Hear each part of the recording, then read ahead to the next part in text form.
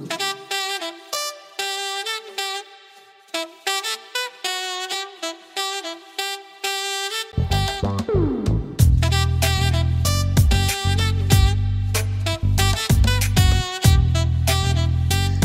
na ba kayo for today's video?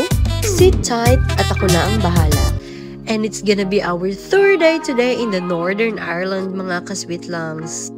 Samahan nyo kami sa aming adventure for today's video and good morning mga kasweetlangs! Say hi my loves! Andito na kami sa aming first stop sa aming tour, mga kasweetie pie. And look at that! That's the castle at Ferrig's. Ano ba to? My God, hindi ako nakikinig sa tour.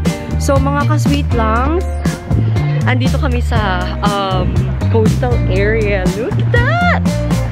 Woo! And then, may mga, dahil causeway ito mga kasweetlangs, ayan, madaming mga barko. Alam mo ba, ang sabi ng tourist guide namin, mas madami pa daw barko dito kaysa sa mga tao. So, nandito nga kami sa Carrickfergus Harbor. So, I believe na yan yung Carrickfergus Castle. Look, that's the castle. And, alam nyo mga kasweetlangs, may nakita kaming, may kasama kaming mga Ilocano sa tour bus namin. So, pinicturan nila kami. Narinig nila akong nagsalita ng Ilocano and they say hi. And yeah! So, this is the harbor, mga kasweetlangs. Look at the... Whenever you want to visit the castle, mga kasweetlangs, they are open Tuesday to Sunday, 9:30 to 5 o'clock.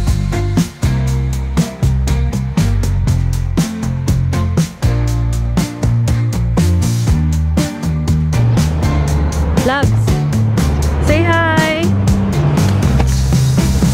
Hello guys! Oh, it's again. So, look in there and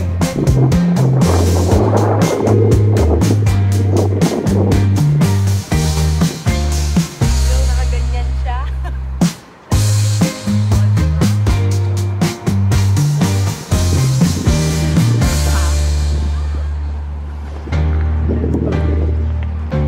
In this area, look at this.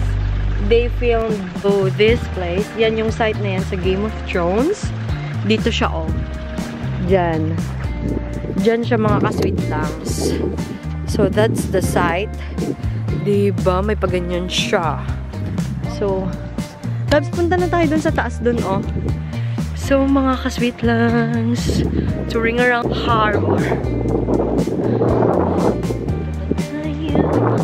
Medyo malamig ang sipoy ng hangin. So, pupunta kami sa taas. Nakikita nyo ba yung mga yan, mga kasweetlangs? Madaming yate, di ba? Yate ba yan? Madaming boat. Ang sabi nung sa tourist guide, mas madami pa nga daw boat dito kaysa mga tao. And look at this. Yan yung mga some shops. It's just a village, mga kasweetlangs. So, huwag kang mag-expect na madaming tao. Konti lang ang tao dito. Mostly talaga is mga turistang pumupunta dito. And, yeah, where makikita mo ang overlooking beauty ng Cornwall. Hindi ko ma-pronounce. So, look at this scenery. Yeah. And that's the part of the ocean. And syempre, magpipicture kami dito ng husband ko. Mahirap magpicture kasi dalawa ay nag-aanuhan lang kami, naghahalininan kaya mahirap magpicture. So we just have to stop here for around 35 minutes, mga kasweetlangs, because we still have a lot of place to go. And yeah, we were only given like couple of minutes to use the toilet, to have some photo chit-chat here. And buti na lang, dumaan kami kanina ng bread ng aking asawa dahil hindi pa kami nag-breakfast. Just, we bought a scone. Masarap. Masarap yung scone, Lab. Say hi! So, Very turista ang Kasweet Langs niyo for today, and I'm very excited to upload this video, mga Kasweet Langs. My God, I'm so in love with the scenery, the place, the story behind this place. Amazing talaga. It's a bucket list. Pag pupunta ka, alam, masarap tong scone na to. Kung pupunta ka talaga dito, mga Kasweet Langs, it's a must na mag-avail ng tour packages kasi makakamura ka na, madami pang malalaman mo yung history ng place na pinupuntahan nyo, at the same time syempre time management pa, may itinerary na talaga, hindi ka na mag-iisip kung saan ka pupunta, ganun. So medyo mahal lang pero kahit minsan lang naman, diba? Ayan, masarap ang scone. Pagkatapos nga namin sa Carla, mga Kasweet Langs, sumakay ulit kami ng bus papunta sa Karik-Arig Rope Bridge, wherein may overlooking ng bridge, mga Kasweet Langs. Finally, after how many stops, mga Kasweet Langs, we are heading to the Dark Hedges. So ito is, alam nyo yung sa Game of Thrones, yung King's Road, dito na siya sinut, mga Kasweet Langs. Kaya famous na famous ang lugar na to sa mga turista, and meron din silang hotel dito, mga Kasweet Langs. Pwede kayong kumain, magpahinga, mag-cup of tea, anything pwede. Mga Kasweetie Pie, papunta na tayo sa mga trees sa The Dark Hedges sa Game of Thrones. So dito nila sinut yung mga Kasweetie Pie. And yeah, may hotel dito, so pwede kang kumain din sa hotel na yan. Yan. Pero syempre, may baon kami. Bumili na kami ng Chinese takeaway kagabi. So may baon kaming kanin and so on. So yeah, ayan na siya, mga Kasweet Langs. And yeah, halos mga puno-puno. Ganyan yung puno doon. Curly-curly. Diba? So, wait lang. Yeah. So, ayan na nga siya. Dark Hedges walk this way. So, this is the so, I guess that's the pantry. Alright, look at that. May kainan ulit dyan. Mamaya na kami kakain kasi alam kong madaming tao. So this is the place. Ayan na siya. Parang enchanted. Oh my God, loves, can you hold it? Yeah. Yan ang papunta. So madaming mga puno-puno. Mamaya na kami kakain, mga Kasweetie Pie, kasi puno yung restaurant. Though hindi naman kami kakain, pero puno pa rin yung sa garden niya. And look at this. Ayan, wait lang ha. Papakita ko sa inyo kaya.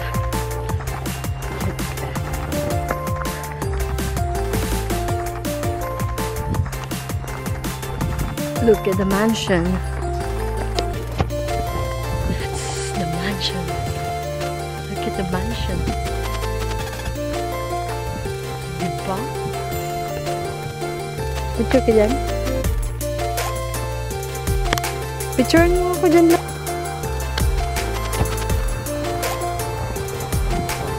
So mga Kasweet Langs, dito na ay part ng countryside. Alam nyo naman, galing kami sa coastal area, and now dito panay green ang makikita mo, panay puno, and oh my God, I can see it na! Nakikita ko na yung mga lime trees. So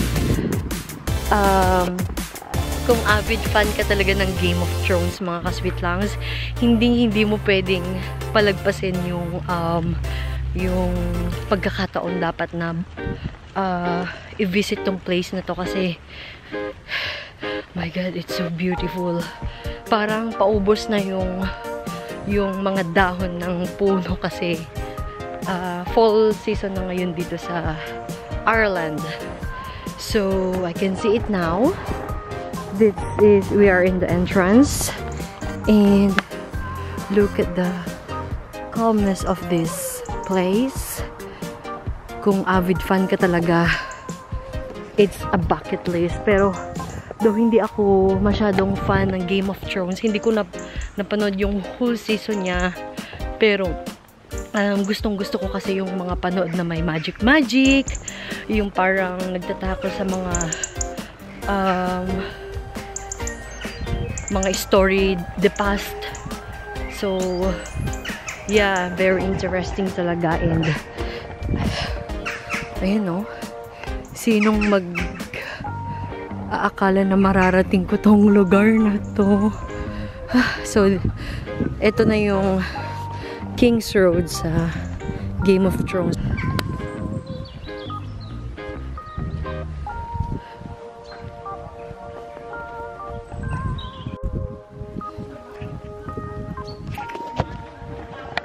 So, yan na yung mga tree, mga kasweet langs. 'Di ba? Yung iba kasi during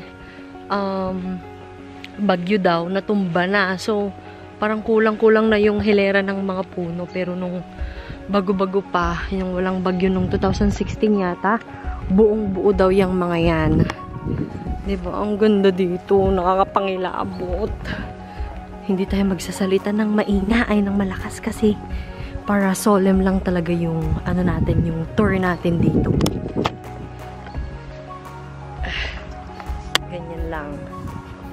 Para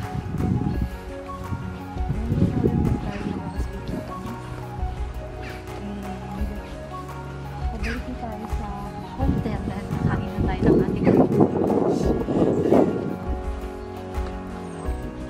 ayan mga kasweet langs, kung nakikita nyo, yan na yung mga ibang puno, yan. Putol yan, oh. Na bagyo. So, yung mga naputol daw, sabi ng tourist guide, yung mga naputol na puno is ginawang nag-hire daw yung may-ari ng craftsman para gawing door. So, yung ibang door na yun, galing sa mga puno dito is nandun sa hotel. So, we'll see kung pwede tayong pumasok lang and para mag-picture dun sa door. Pero, I don't know. Pwede friendly naman yung mga tao dito and halangan naman sabihin nila na no. Diba? So, tingnan nyo yung countryside dito sa Ireland. Ay, wala ka talagang maririnig dito na kung ano-anong sounds from the vehicle. Konti lang yung dumadaan na vehicle dito sa lugar na to. And mostly mga turista lang talaga, mga tourist bus and mga ano lang yung tao dito. So, konti lang. Ayan, I'm very grateful na nadalaw namin ang place na to kasi 'di ba? Alam mo 'yun, pinapanood mo lang siya sa Netflix. Sa Netflix ba yung Game of Thrones? 'Di ba nasa Netflix na siya? Pinapanood mo lang, hindi napuntahan mo na yung lugar, 'di ba? Amazing talaga si God dahil tinulungan niya tayong pumunta dito, 'di ba? Kaya thankful tayo sa opportunity na to, mga kasweet langs. Very. Look. Yan na yung aking asawa. Well, hindi nag-autofocus.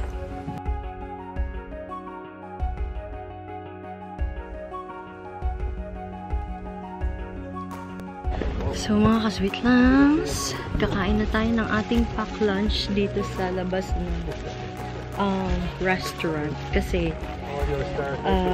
mas mura para makatipid ka sa mga tour mo.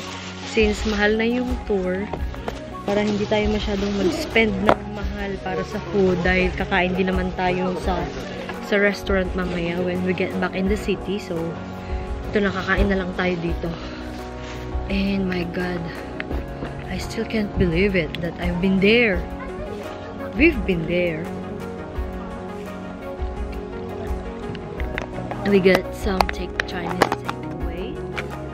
So, good thing na nagbaon kami ng kanin dahil mahilig ng kanin yung asawa ko. Maghanap siya ng kanin, mga kasweet langs.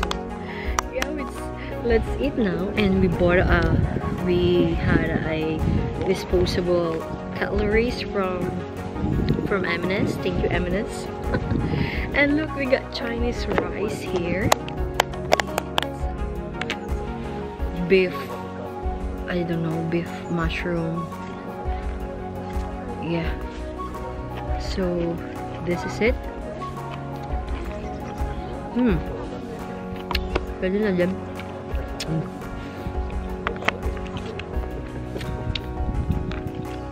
So, para makatipid, buti naisip ko kagabi na bumili ng lutong ulam.